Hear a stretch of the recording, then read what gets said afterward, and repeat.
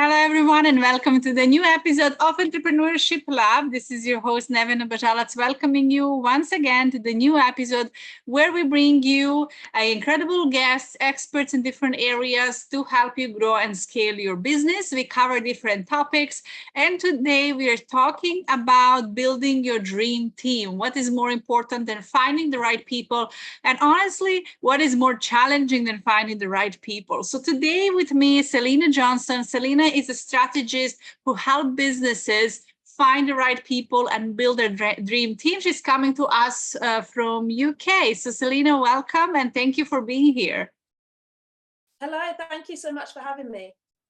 So Selina, give us a little bit more background about yourself. I would love to hear about your story. Why are you passionate about, finding the right people? What is maybe your background, your experience, and what brought you into becoming strategist and helping so many companies today? Yeah, sure. So my name's Selina Johnson. I'm a team operations strategist. I call myself an organization freak. I love systems, organizations, taking things from chaos to calm. It's just my natural strength.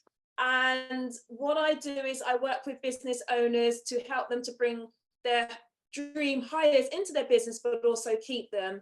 Because there's often things happening where it's this hiring and firing cycle, which is time consuming, waste money, and it puts a hold on the business growth. So I look at how I can improve the business in terms of bringing on the people to free up your time. And I started my business 7 years ago with the virtual assistant agency. So I started off as a VA myself. I then grew to an agency quite quickly, up to 20 freelancers based in the UK, Europe, and within the US. And we supported businesses with, your general secretarial duties, travel bookings, emails, presentations, up to tech and systems support. And what I noticed was I was great at finding people, this amazing person to work with them. So I was matching what they needed, but then they also needed that help about how to onboard them correctly and how to work with this person to nurture them. So often we can hire people in quickly, but if you're not nurturing them, it could just go downhill. So that's where my talents come in. I love what I do. I love people come to me often like a doctor's surgery where they say I'm overwhelmed, I'm waking up and I've got heavy weights on my shoulders. My to-do list is just getting longer and longer. I'm always in firefighting mode. And then we work out, okay, these are the issues, these are the bottlenecks. Let's fix those things. Let's train the team, or let's bring in somebody new into the business to support you. Amazing. So a lot of my listeners are just starting. Some of them have a small team. Some people have bigger team, but a lot of people are looking to hire. And there is something that's happening among businesses very often is that they're hiring and firing. So can you talk to us a little bit more why there is a big problem with, startups in this struggle, and why are we, hiring and then firing people, or they're leaving? So what are the most common issues we see and why this happens?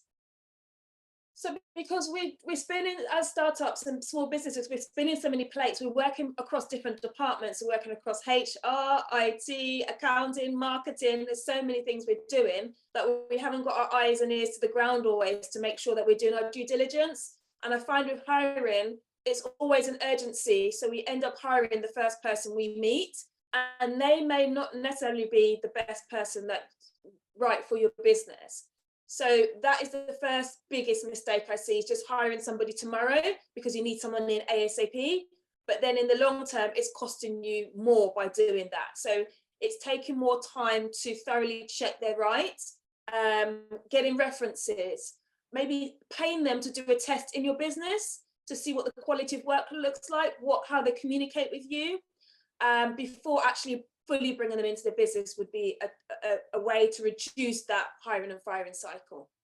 Yes, and I think I work with so many companies, and I would say building a team and hiring the right people is I would say 90% business owner will say the most difficult thing, finding the right person, right fit. And like you said, I noticed this in Dubai, working with so many companies that are growing fast. They have to hire fast, like you said. So there is urgency. And obviously, when you're just starting, you don't have the budget and you don't want to overhire and, spend your profit unnecessarily. But then if your business start growing fast, you have to hire urgently, and then you have the struggle of not bringing the right right people. So can you discuss a little bit more with us some hiring mistakes, most common ones that lead to ineffective recruitment processes and poor team dynamics? Like, what mistakes do we make and what should we avoid when we're hiring? Yeah, so the first one I mentioned was that we're hiring too fast. I'll say the second was we're not clear ourselves on exactly what we're looking for. So the analogy I like to look for is when you're dating somebody, you have your idea of who your dream person would be: tall, dark, and handsome. Maybe you don't want pets. You want someone who's athletic, that's going to go running with you. So you've got an idea of what you like, your hates, and what you want in this person. So it's the same when you're hiring someone. Think about whether you've hired someone before and what's gone wrong and right, or when you've worked for a company, what was good and wrong. So then you're attracting the right people into the company. So when you're interviewing them, you're checking those credentials to make sure, okay, they fit in. So if you're somebody, for example, who requires them to work weekends and evenings, some people are quite structured and say, I only work 9 to 5. That relationship's not going to work. Again, if you're someone who wants them to respond quite quickly, again, if you're someone who needs a 24 hours notice before you do work, if you're a VA, for example, then again, that's not good. That relationship won't work. So it's very important to be clear about what it is that you want. And then the next part is creating that job description, which gets skipped a lot of the times. And I'm going to give away a freebie that's like the ultimate hiring blueprint that's going to give you all these steps. So these are the key things that business owners skip. So you're going to go through this and it's going to show you easily a checklist of all the things you need to do. Because as you said, when you're doing it really quickly, you can easily miss things. So if you've got something that shows you what you need to do, you can create those processes so that it makes it easier as you keep rinsing and repeating in the business. So with the job description, that is something definitely that you need. That's gold dust in your business. Yeah, I absolutely agree. And job description, it helps us identify. And I think a lot of people who are companies and businesses that are growing fast, they're sometimes not clear. And, sometimes you hire one person and they kind of do like 3 roles at the same time. But as you grow more, you have to separate those roles. And I think clear job description helps that employee as well, because people don't know sometimes what exactly will be their responsibility. So when you have that, daily job description, weekly, monthly, like what's going to be your actual job, it clears up, like you said, and it can help you bring the right fit, because people will be like, yeah, this is job for me, or they will say, no, this is not for me. I don't want to answer after 5 p.m. I don't want to be bothered. So I absolutely agree with that, and thank you for sharing that with us. So can you tell us a little bit more about importance of aligning your hiring practice with your company culture and long-term goals?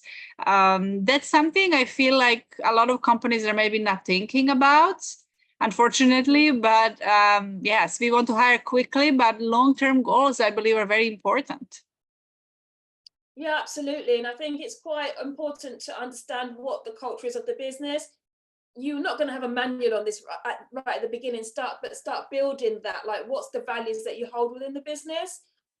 So if you're a business that's quite involved in the environment, quite forward thinking and want to reduce costs, but with like recycling, not using paper in the office or reducing paper, you're focused on keeping things green, then you want to bring people in that almost aligned with that understand it. Because what I've noticed is, and I'll give you an example of that, is with a client who was focused on empowering women in the industry to become, she wanted to empower more women to become coaches.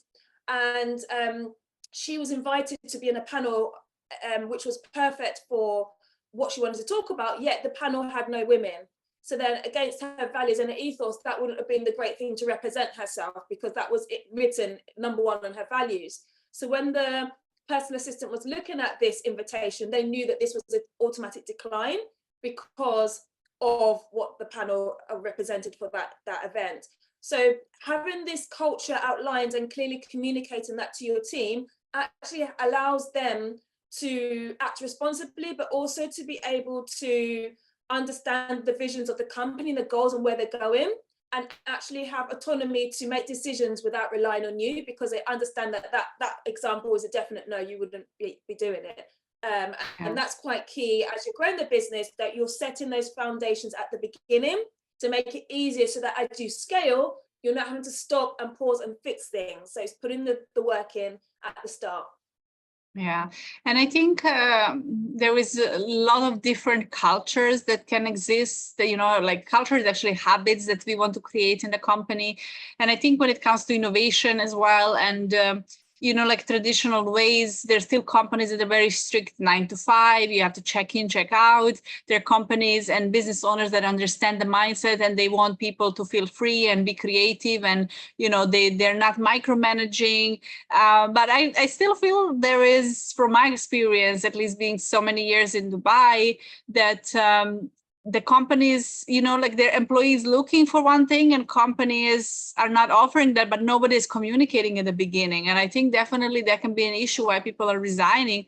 And I maybe think some business owners are maybe not thinking about that they have to be very clear what culture, they have in the company, and to be like, look, we are strictly check in, check out, no working from home. There are other companies that's going to be like, yeah, I don't mind as long as the work is done, and things like that. So yeah, it's challenging. So any other experiences or examples that you can give us in this area?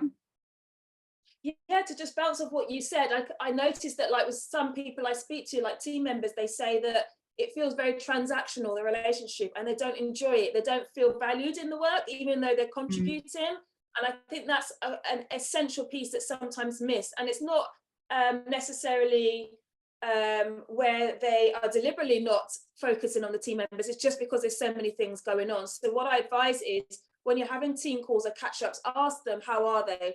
What did you do on the weekend? And get to know your team members a bit more, because the more that you spend working on them and valuing them and saying to them, well done for this job, or thank you for staying 30 minutes later to get this completed, I really appreciate your support, they feel appreciated. They're going to go above and beyond to continue to support the company, and they're going to look forward to Sunday evening coming in on Monday. There's nothing worse than having that dread of having to go to work the next day. So you want to make it a place where everyone is being productive and efficient and having an engaged team. And that's also by you and your leadership in terms of valuing your team members and communicating with them on a non-transactional relationship. Yeah, I mean, thank you for sharing that. I absolutely agree. And I think that's very helpful. And sometimes we're so busy that we forgot it, but those small things are what are going to make our team feel appreciated and valued in the workplace, and not make it transactional relationship, as you said. So how can we foster like a positive hiring experience? Hiring experience can be very dreading, very time consuming. It's like that only when it has to be done. So what's your advice on that? I think it can be quite daunting to do the hiring process, because you're worried, are you going to bring in the right person? Are they going to be any good? I'm paying the money. Is it easy just for me to do it myself? So I think it's just having the mindset that you are going to actually find somebody, as long as you follow the process, that you will most likely get somebody that's good in the business. And I think during that hiring process is for you to get clear on what you need, so that you can communicate that to them, because otherwise you're going in blind and they're going in blind into the job of not the reality. So there's expectations and there's reality. So they both need to match. And often what happens is our expectations are in our mind, but we haven't clearly thought it out and transpired that into verbal communication or written form. So then it's kind of disparity between the candidate and the person hiring as to what that role is. So in order to foster that relationship, it's quite common to be important to communicate exactly what you're looking for. And this can be a case of doing an exercise with your team or anyone else in the business to know exactly like the top 5 things that person should be doing, and how they can, what are the results you're expecting from that job as well. So is it that they're going to make sure that they're going to be your gatekeeper, that whatever department or whatever role, what is the results you want? communicate that to them, and that's really going to help make a significant shift within your hiring process. Yeah, thank you. I absolutely agree. I think that was a very, very helpful and very clear advice. So to everyone listening, is there anything that maybe we didn't mention or I didn't ask you, but it's very important when it comes to hiring and building your dream team that maybe you would still like to share with everyone listening? Oh, wow, there's probably 101 things that I could go through. I think the most common as well that I find is people don't hire because they need to create the SOPs, they need to tidy up this, they don't want them to see their inbox in a mess, so they need to clear up 1,000 emails, they need to sort out their Google Drive, like all these things. So if you're bringing in like a VA or a PA to come and do the admin support, they love this stuff, they love organizing, that's their like zone of genius. So don't hold back from hiring someone because you feel like you've got to do this first, because it's never going to happen. And most of the people I speak to said that they wish they hired sooner because it's been a complete game changer in their business. And you know, if you're listening to this and you're thinking, I need to hire, but I just don't know what to do or where to go, just start with 5 hours a week or just a small amount of hours with a VA, and just start off with something small and build up. You don't need to hire them full time. Just start with something small and build up that relationship. Review the tasks and build up from that. That would be my advice if you're on the fence, wanting to hire but holding back and doing it all yourself. You're going to just get yourself into really detrimental state of overwhelm, overworked, working evenings, cutting into family or personal time. So it's really key that you have that free headspace to grow your business, and having someone on your side is really going to help you get into that clear state of mind. Yeah. Thank you. So tell us, if people want to reach to you, if they need any help, how they can, you mention the freebie, how can we connect with you? What's the best way for listeners to follow you, to follow your work and get some more advice?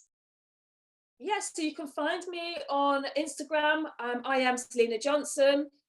My website, selinajohnson.com. And I do want to give today the Ultimate Hiring Blueprint, which is a freebie. And this is for you if you're tired of like scrolling through potential candidates, you can't find the right person, and you just want to know what are the steps you need to follow to hire somebody and say goodbye to bringing in the wrong people, then go to selinajohnson.com/hire.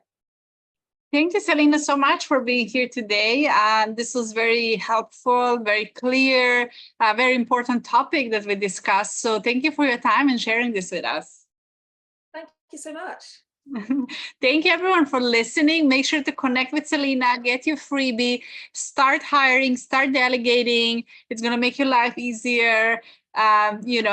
Stop being control freak. A lot of entrepreneurs, we think we are doing everything the best and we want to control everything. But in order to scale, we have to start building the team. So follow the advice of experts, follow the advice of Selina, and we wish you all the best. Thank you for listening. Make sure to download the podcast episode, subscribe if you haven't already, give us some likes, hearts, and comments. Tell us what you like the most and what would you like to hear in the next episodes as well.